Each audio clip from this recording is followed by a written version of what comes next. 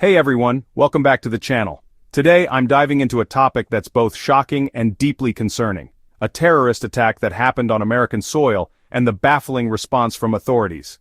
I'll break down the facts, the failures, and why this matters to every single one of us.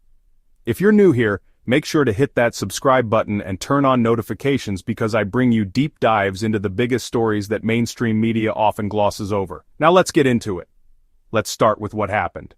On January 15, 2022, a British national, Malik Faisal Akram, entered a synagogue in Colleyville, Texas, holding hostages at gunpoint.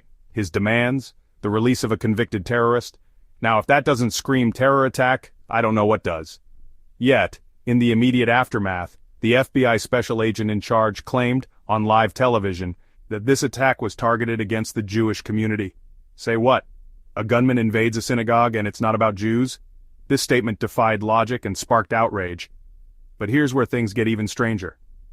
Even when confronted about this bizarre claim in a later hearing, the FBI stood by it. They insisted that their initial assessment wasn't a mistake. Why the hesitation to call it what it was? Why the reluctance to acknowledge the reality staring everyone in the face? This wasn't just a random act of violence, it was a terrorist attack targeting American Jews. Let me know in the comments. Do you think the FBI's response was incompetence, political correctness, or something else entirely? Now let's talk about the man behind the attack. Akram wasn't some unknown figure. He had a lengthy criminal record. He was known for violent behavior, anti-Semitism, and extremism. He'd been investigated by British intelligence as recently as 2020. He was on their watch list. He'd made open threats about wanting to kill Jews. And yet, somehow, he was allowed to enter the United States through the Visa Waiver Program. How does someone with that background get through? How did our intelligence and border security miss this? Or worse, did they know and let it happen anyway?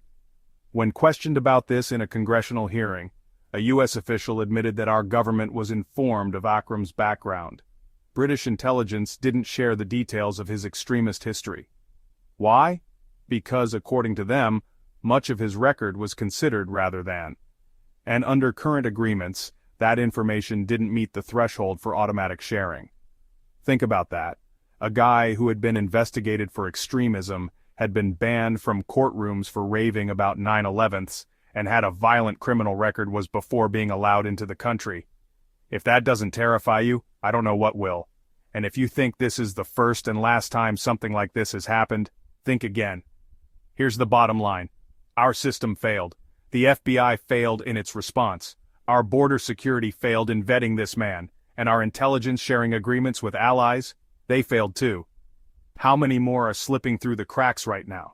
How many more extremists with violent intentions are walking through airports or crossing our borders without raising a single red flag? It's time for some real accountability, and it starts with asking the tough questions. This isn't about politics, this is about safety, this is about telling the truth, and this is about demanding that the people in charge do their jobs. If you agree that we need answers and accountability, hit that like button. Drop a comment below and let me know your thoughts. And if you're new here, make sure to subscribe. We cover the stories that matter without the spin. Thanks for watching. Stay informed, stay vigilant, and I'll see you in the next video.